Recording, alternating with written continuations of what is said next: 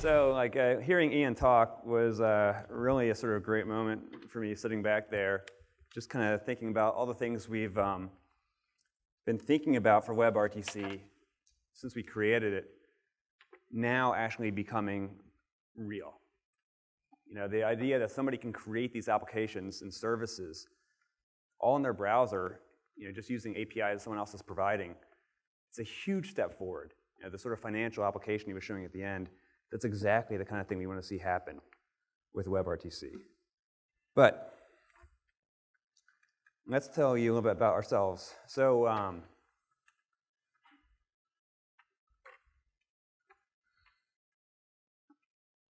find the wire here. I'll let you start.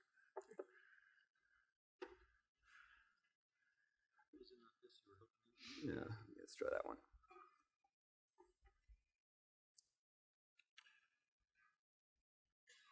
Okay, so I'm Justin Uberti, tech lead for WebRTC at Google. And with me today, all the way from Stockholm, Sweden, Serge LaChapelle, our product manager. And we've worked together for a while. You know, we worked together on some previous projects at Google. Google Video Chat, you can see Serge and I there in the screenshot, plus our work on Google Hangouts. And we're, you know, two of the co-founders of WebRTC. And when we set out to bring out WebRTC to the world, we had a bunch of ideas that we really wanted to sort of focus on. And let's take a look back at kind of what this vision was. Well, the original vision was we want to take the communications industry and bring it and mesh it with the web. Take the communications industry, a $1 trillion industry, and get it moving at web speed. Instead of releasing things on multi-year ship cycles, we can do things on multi-week product cycles. And this is like really, really important for like allowing startups to do things quickly, to actually, you know, take the power of the web and use that to deploy applications just by going to a web page, just by getting a set of APIs from a service provider, to do all these kind of things like in a weekend. It's really incredible what we've been able to accomplish. The second point was to be able to put a state-of-the-art communications engine in every web browser. And this is the kind of thing where if this stuff is in the browser, people don't need to spend their time on the details of sending packets and peer-to-peer. This stuff is all done for you. You can spend the time working on the unique things about your application, which allows communication to be a feature of other types of applications. And just the stuff that Ian showed, I think gives a little taste of that. The idea that communication can be integrated into financial applications, collaboration applications, customer service, telemedicine. There's so many opportunities that WebRTC is uniquely suited for. And lastly, we want to make sure that WebRTC was not just about Google. We wanted this to be a cross-industry effort to establish a common way for devices to communicate in real time. Really, you know, a next-generation phone network. So, you know, it's been a year since I stood on stage at the first WebRTC World, and now I'm here, and there's a lot more of you. So, how did things go over the past year?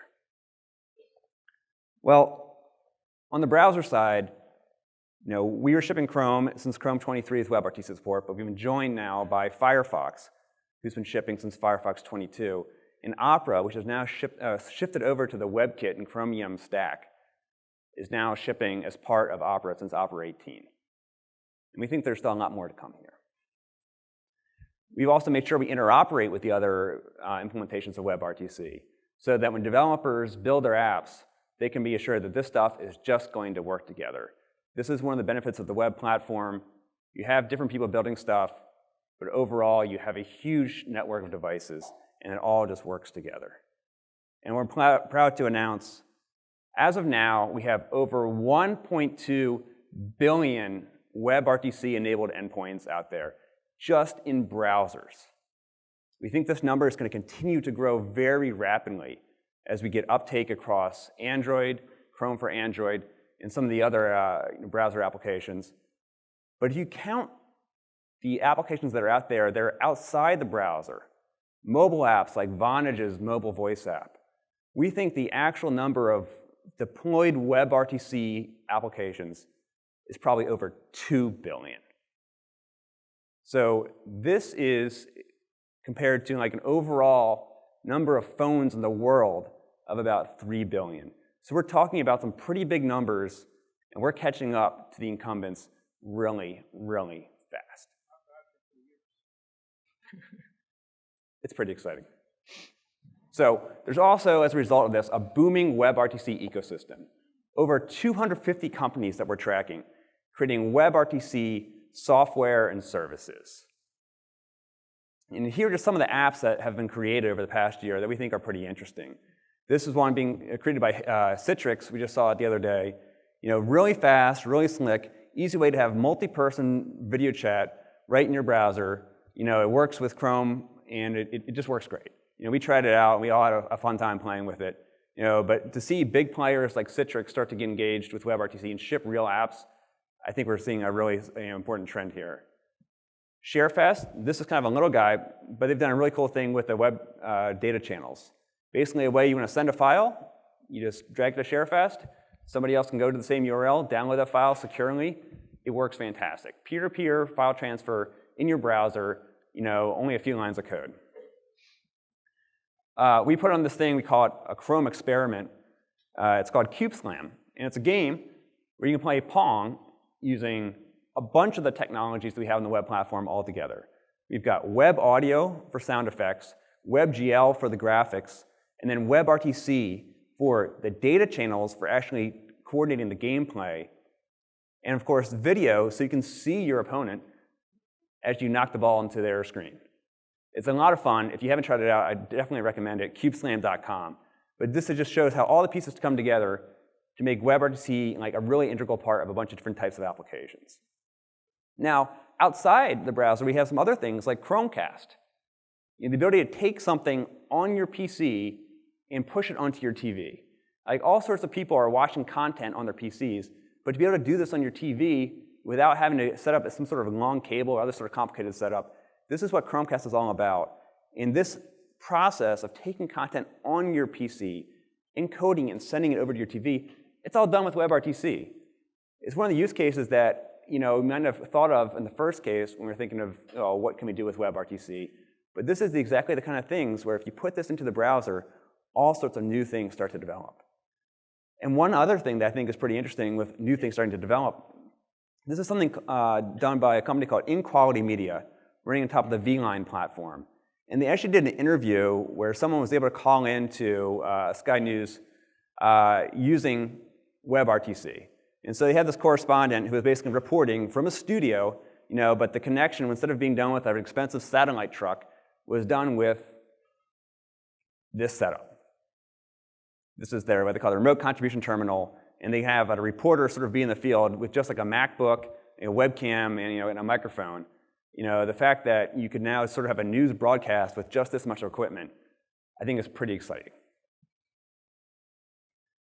So in addition to that, here at Google, we've been cranking away on the actual feature set for WebRTC and Chrome. And so I won't go into all these things in detail, but these are just some of the major features we've added over the past year. And we feel like the implementation is getting pretty stable. We feel like the implementation is getting pretty complete. There's still some stuff to do, but we've been cranking away at a furious pace. And Chrome has really gotten a lot better and a lot more stable as a result, to the point that you can do some of these demos like I just demonstrated and Ian showed in the previous presentation. So the web platform, though, has been moving forward as well. We've been cranking away on WebRTC. A bunch of our friends, working on other parts of the HTML5 stack have been doing other things that help, interact with WebRTC in very cool and interesting ways. So Serge is going to show some of the cool things that, we've been working on with these other pieces of HTML5 over the past year. All right. So let's see if we can switch to my computer, please. Ta-da. So for those of you who are just getting going with WebRTC, this is a simple.info. There's a lot of great little open source demos here. Page is asking me for access to my camera. Oops, this is a little media thing on my Mac. Here we go. And this simple app just gives me access to my camera and puts my video on a canvas on the web page. There's a source code here, simple info/get user media. If we work If we talk about other fun things, well, you know, we've been talking about, a lot of people are talking about this codec debate. No one's proposed the ASCII codec. I think it's fast. You can see me, you know, it's ones and zeros going across the wire. Well, if anyone wants to submit it to the ITF, you know, I'll support you. Yeah, I think it compresses really well if you use like zip or something like that. Exactly.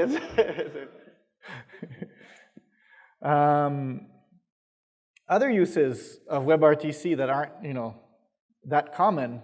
Here's a website called Shiny Demos. I'll just press allow here, and Shiny Demo is going to try to detect my face, and it has, and it's going to try to follow my face as I fly through a minefield. And here we go. Oops, I missed it already. All these things, you know, they're quite simple, but again, this is all the web coming together, right? I'm doing face tracking in real time in JavaScript, and it's all wired together with simple JavaScript. How about we go to ShareFest and take a look at ShareFest? So now I'm going to go to a page that has, already, boom. That was fast. So Justin hosted a file. I connected to a URL on ShareFest. This file was sent to me over data channel to my hard disk. And here it is. Ta-da.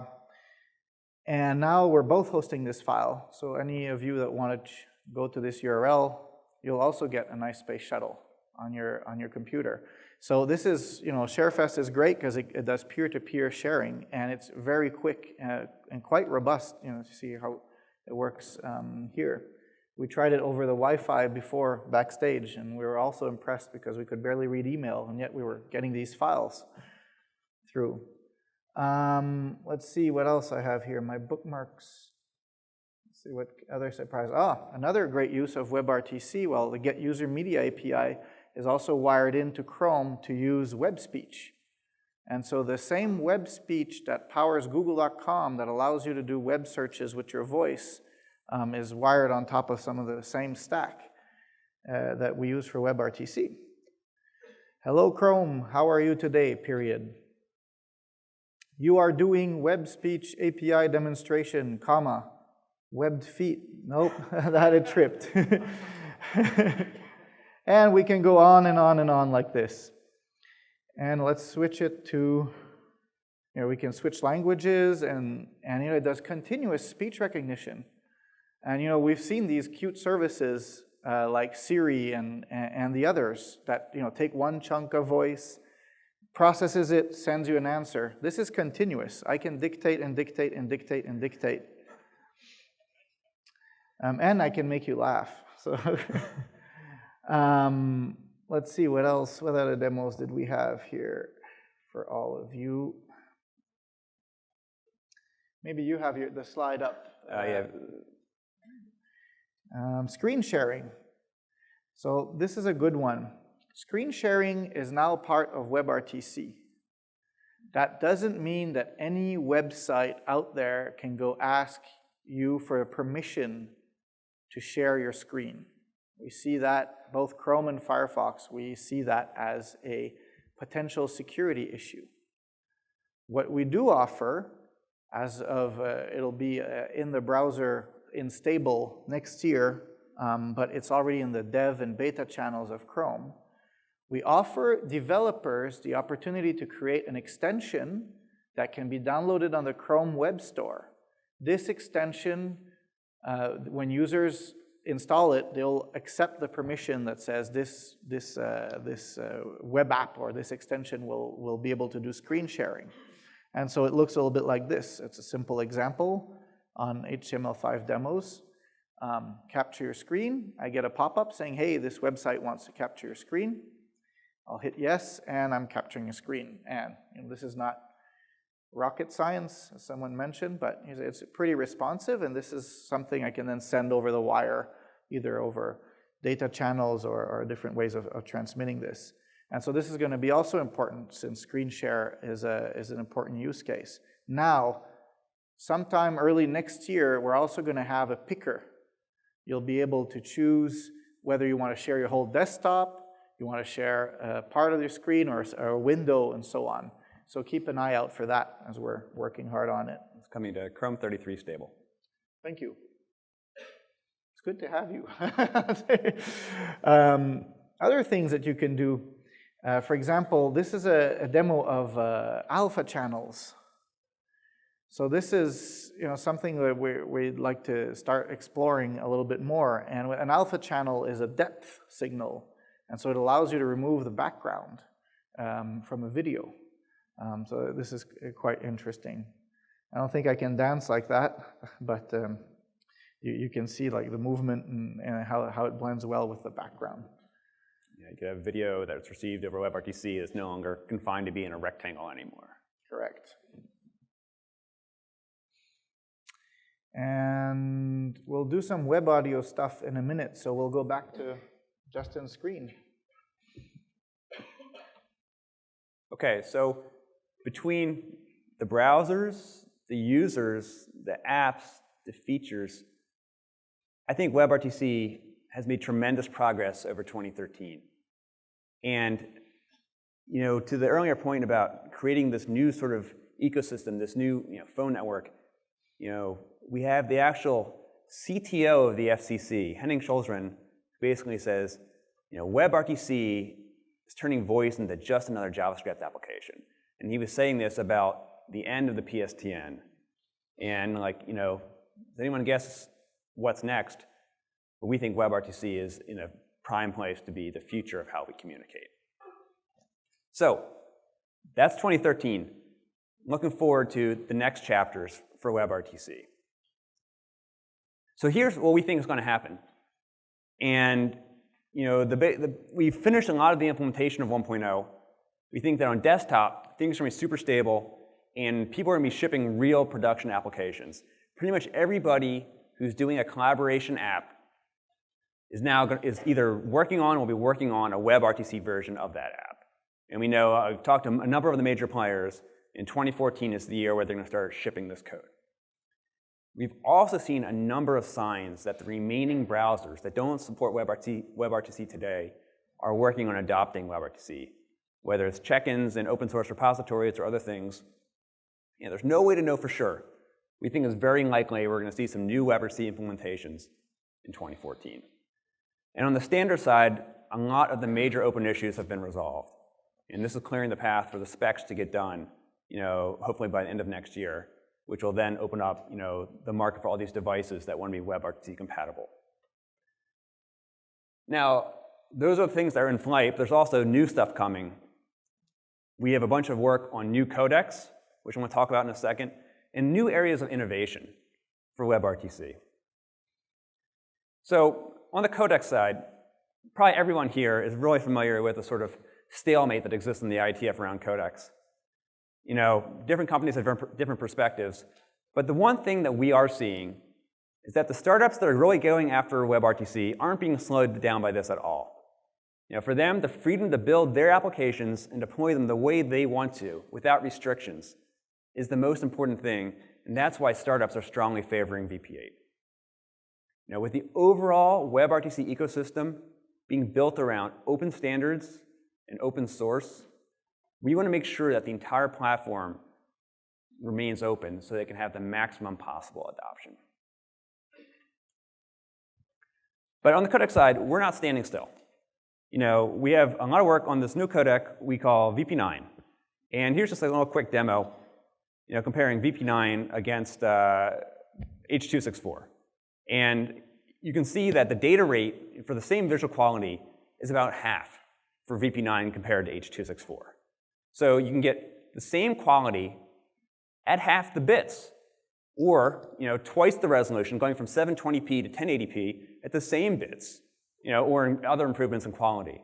But VP9 is a substantial step forward, and especially if you think about mobile, especially if you think about constrained networks, being able to save bits and be more efficient is going to be a significant improvement.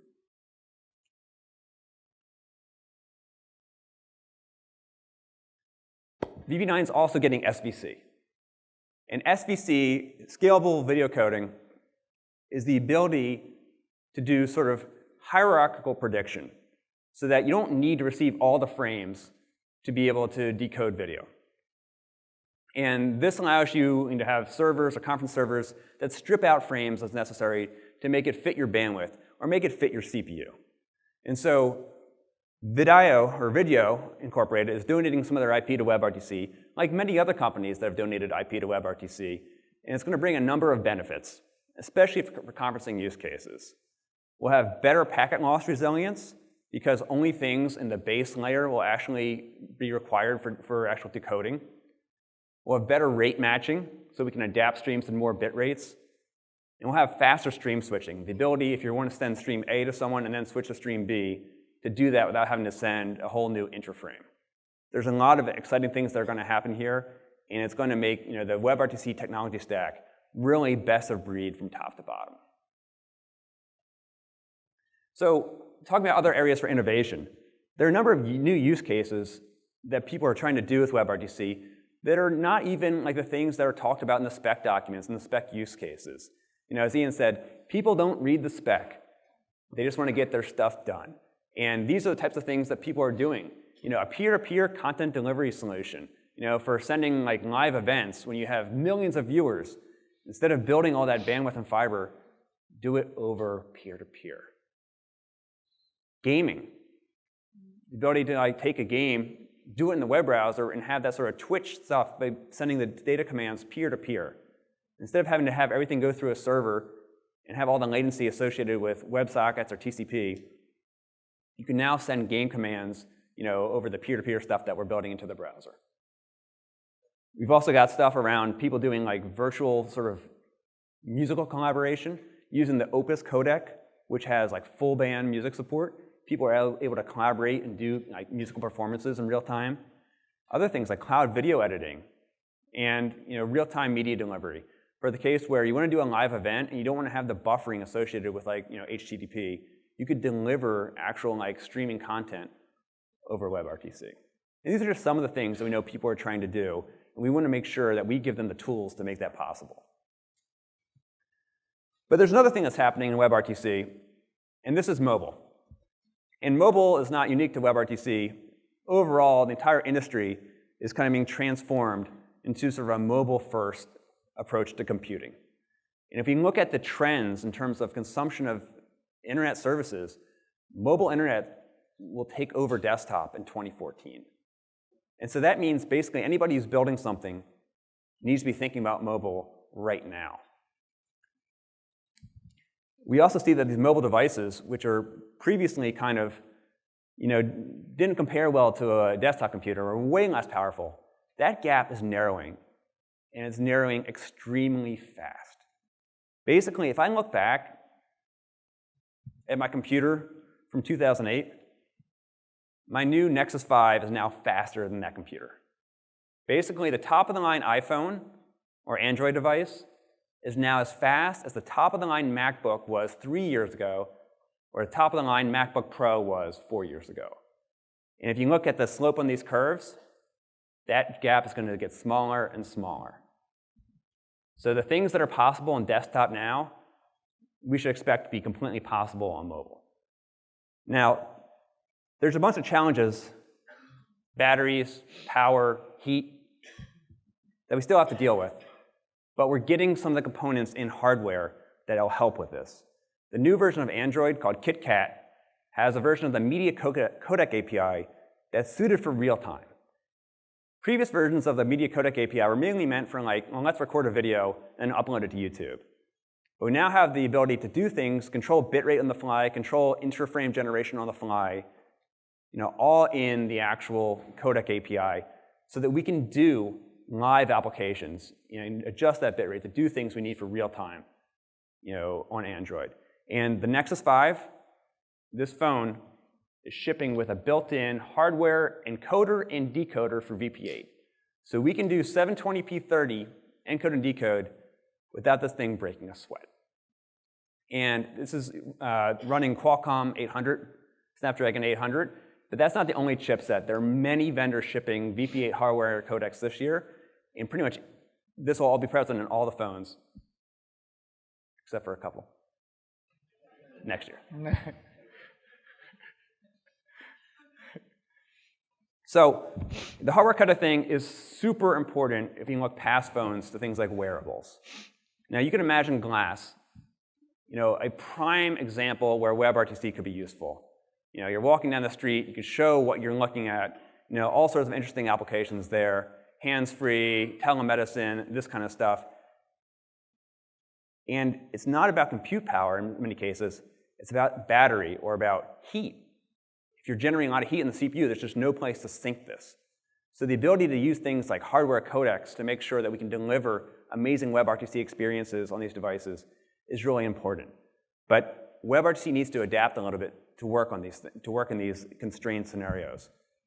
But the short answer here, we need to make sure WebRTC works amazingly on mobile in all these use cases.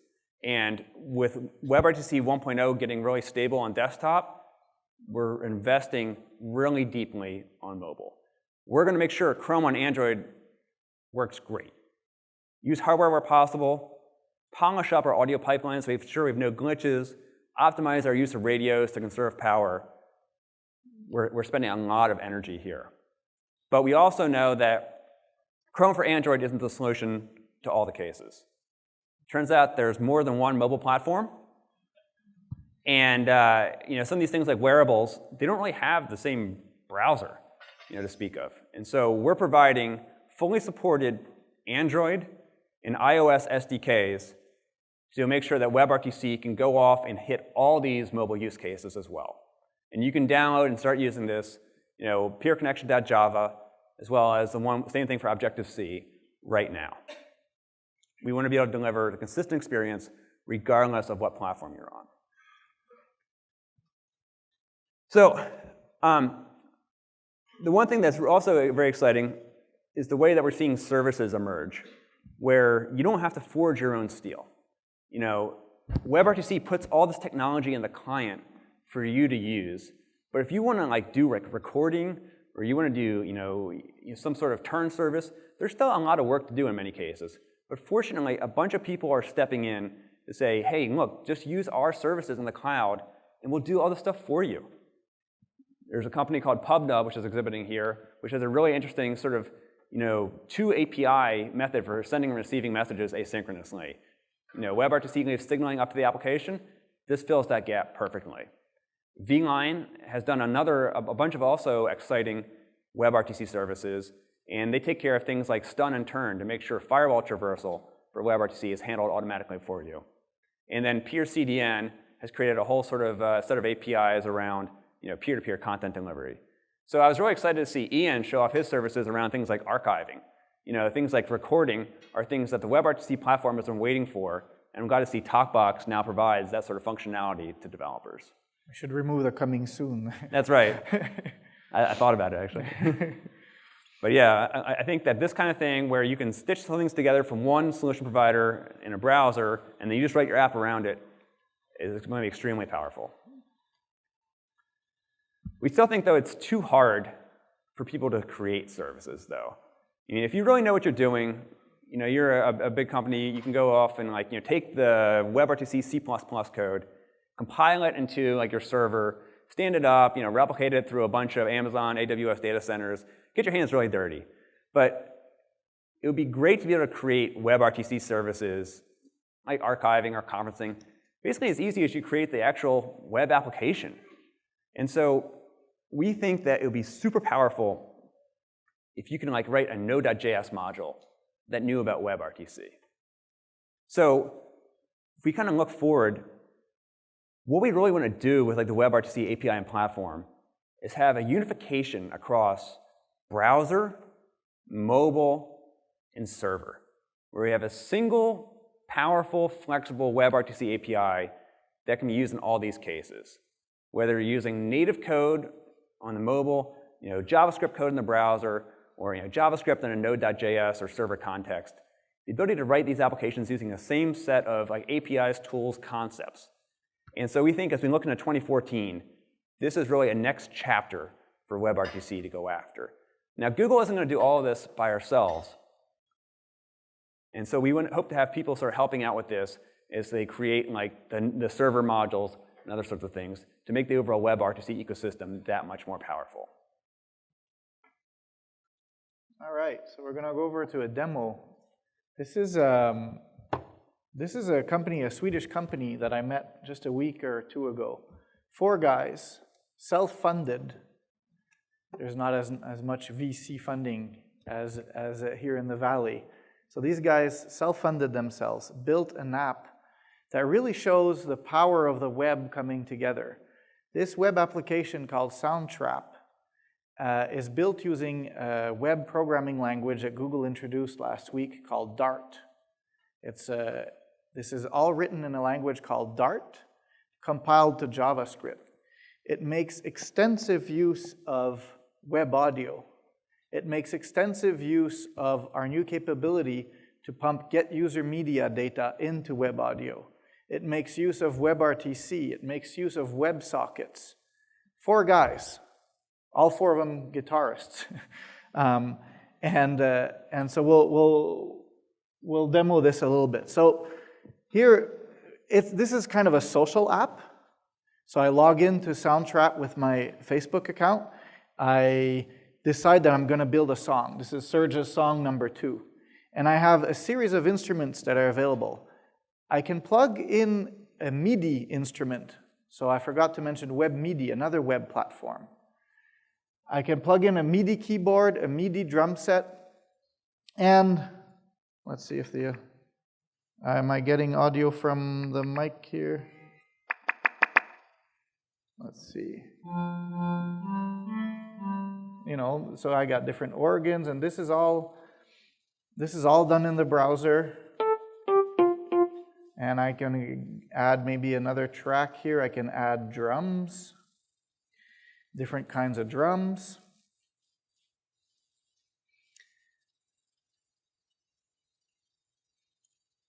Probably loading from Sweden, so it's a... Actually, I do think it's loaded from Sweden. So, thank you. Oh, wrong button. I got carried away. All right. So now, the idea here is that I can lay down a track. Let's say I've got a good drum beat. I can lay down a track, record it, upload it via WebSockets, and say, hey, here's a great drum track. Is there any guitarists out there that would like to add a guitar track to it? And so Justin can log into his Soundtrap account, see my little offer or my request for help, and then just play my drum track and add his guitar over it. So if we switch over to Justin,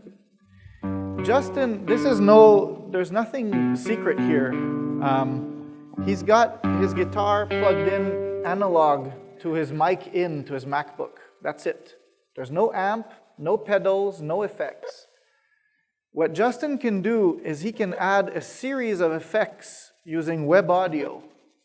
And these effects will be applied to his guitar signal in real time. So you see, all run in JavaScript, right? No more guitars, no more guitar pedals, no more of all the trickery to get great sound, all done in JavaScript. So why don't you add another effect just to... And you can change the guitar track on top from a rock guitar to different kinds of guitars very, very easily. Now where it gets a little bit mind-blowing is that the people at Soundtrap, they didn't read the spec, they just took a look at Chrome and see how could we build a great music app using Chrome. And so then they said, hey, we should maybe add the ability to do a video call here. So I'm going to call Justin. This is probably a good place to have a really amazing echo, so I'm just going to mute myself. And so let's jam together. I'm going to ask for only the output from my computer to be played out on the speakers. Thank you. let's see if we can, do we get you through? Oh, I'm muted. Let's try now. Ready? So now they're using the high-quality Opus stereo codec to feed the audio over WebRTC into my browser, and all the effects are applied and everything on his side, fed into WebRTC. The other thing we can do is we can record these tracks, because obviously this is not as great audio quality. There's a little bit of delay. Things aren't as perfect when we're doing it live as if we're recording it all by ourselves asynchronously. So we can all record this and then upload it to the server using WebSockets and then do editing. And so tighten the drums, tune the guitar sounds a little bit, and so on. So basically, I'm no drummer, I'm not a musician. Probably one of the reasons I'm forcing my son to take piano lessons. So this is about all I can do, but Justin, he can rip a little bit.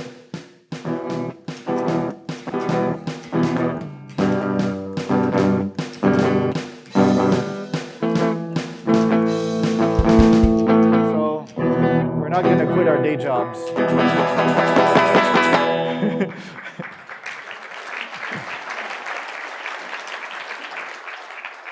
And again, you know, this is the web platform coming together. When Justin and I sat down and started thinking about building WebRTC, we never thought this would happen. Like this when I saw these four guys come in and say, "I would like to show you something we built," I actually got a bit scared because, whoa, this is not at all what we're testing. This is not what we're designing for. And yet, by making the modules open, by making it easy to access, and providing a lot of examples, they've been able to build this in a few months.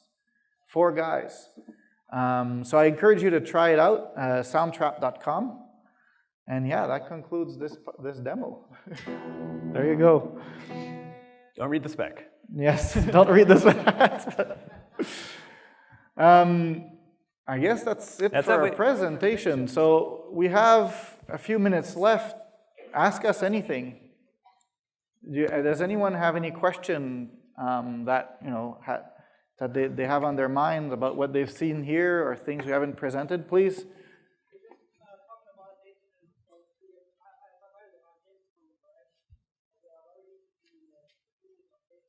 You're very interested in data channels, okay?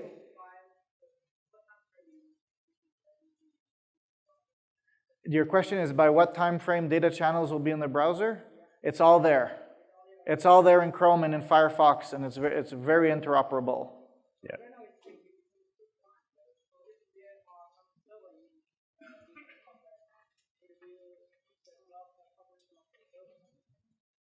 Did you get? I couldn't hear. Sorry. You'll have to speak louder. Yes. Yeah.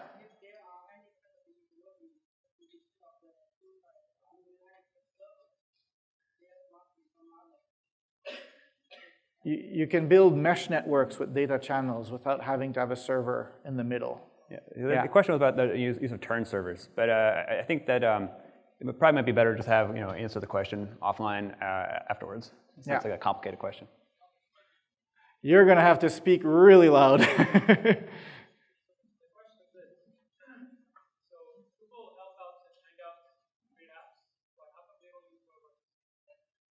Excellent question. Wow. We get that one every time. Justin and I are part of the Chrome team. We work very closely with the Hangouts team. They use a bunch of our stack. They've recently moved over to VPA technology. They use a bunch of our audio stack and so on. Hangouts is a huge product, and they've announced recently their intent to transition to WebRTC. And I invite you to ask the question to them as to what their pace is, but they've made a public statement saying we're moving over to WebRTC. Yeah, remember when I said that multiple major players are planning on shipping apps in 2014? That's one of them.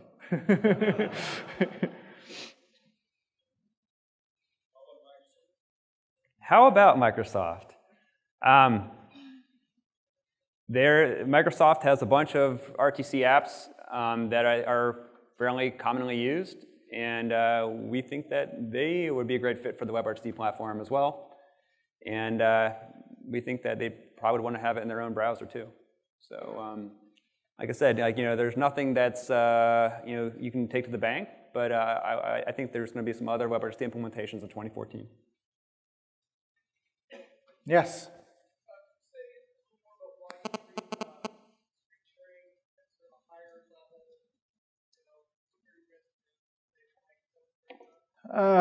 Because screen scraping,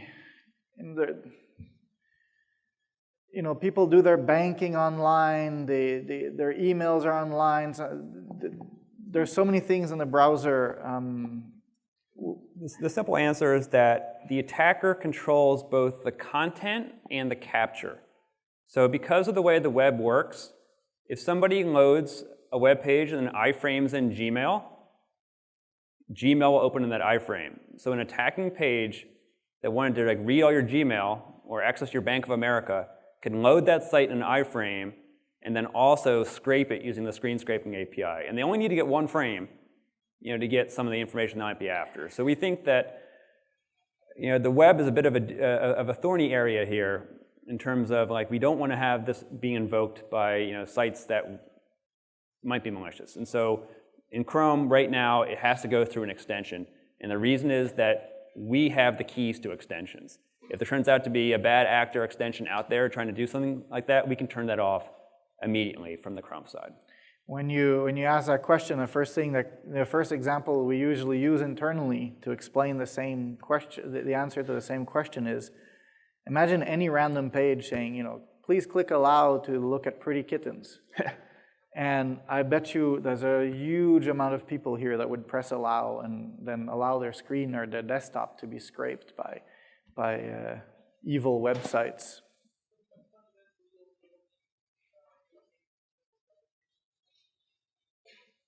For Chrome extensions and apps, there's already a built-in revocation policy, yes. Yeah. Yes.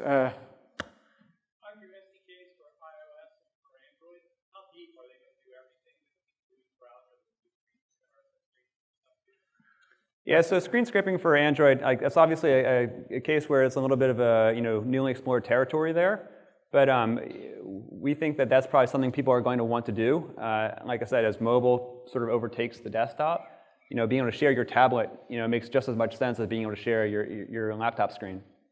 So it's not there yet, but don't be surprised to see it in the future. Guys, yep. It's time. It's time. All right. So if you got more questions, you'll have to ask the guys. Can you give these guys a big hand?